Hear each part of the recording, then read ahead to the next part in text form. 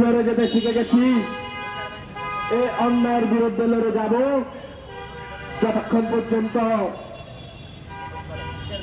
এই অন্যায়ের সিদ্ধান্ত থেকে আপনারা উঠে আসছেন না, ততক্ষণ পর্যন্ত আমরা এই অবস্থান কর্মসূচি চালিয়ে যাব। আমি আমার সহকর্মীবৃন্দ ভাইদেরকে বলে রাখছি, বিভিন্ন ওয়েবসাইটের মাধ্যমে, বিভিন্ন ফোন কলের মাধ্যমে আমাদেরকে বিভিন্ন ধরনের লোভ দেখাচ্ছে, লালসা দেখাচ্ছে। আপনারা তাদের বিভ্রান্তির মাধ্যমে, তাদের এই লোভের মাধ্যমে পড়ে যাবেন না। তাহলে আজকে 20 জুলাই আপনারা যে পাদে পড়েছেন, তারা আরো বড় পাদে ফেলবে। আমি আমার সহকর্মীবৃন্দ ভাইদেরকে বলতেছি, আপনারা কেউ কোন ম্যানেজারের ফোনে, কোন উদ্যোতন কর্মকর্তার ফোনে আপনারা পাদে পা দিবেন না। ইতিমধ্যে আমাদের আরো সহকর্মীকে তারা ফোন দিয়ে ভয় দেখাচ্ছে, আন্দোলনে অবস্থান কর্মসূচি না করার জন্য ভয় দেখাচ্ছে, আমাদেরকে বিভিন্ন লোভ দেখাচ্ছে, বিভিন্ন লালসা দেখাচ্ছে। আমরা কেউ লোভে পড়বো না, কারণ আমরা লক্ষ লক্ষ কোটি কোটি টাকা আমাদের হাতে, গ্রাহকের টাকা আমরা আমানত রেখেছি।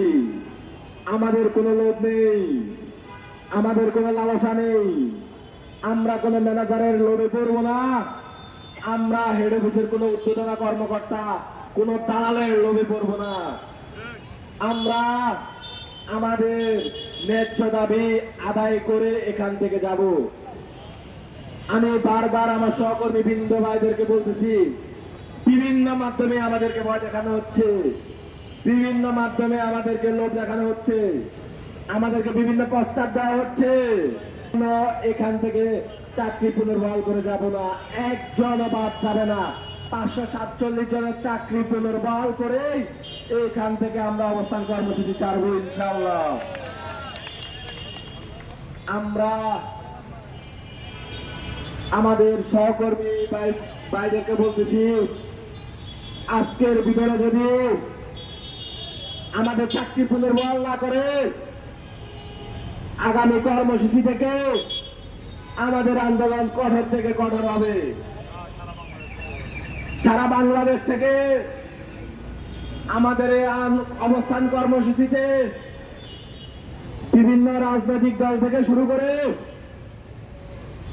বিভিন্ন গণমাধ্যম আমাদের সাথে যোগদান করবে। আমাদের এই অবস্থান কর্মসূচির সাথে সংহতি প্রকাশ করেছে। এই ন্যায়ের পক্ষে আমরা এখানে আজকে আলাহাবাদ ইসলামী ব্যাংকের সামনে, আমাদের এই প্রতিষ্ঠানের সামনে ফুটপাতে অবস্থান করেছি। পথচারী ভাই ও বোনেরা আজকে 8 দিন ধরে যাওয়ার সময়, আসার সময় দেখে যাচ্ছে আমাদেরকে 66 জেলার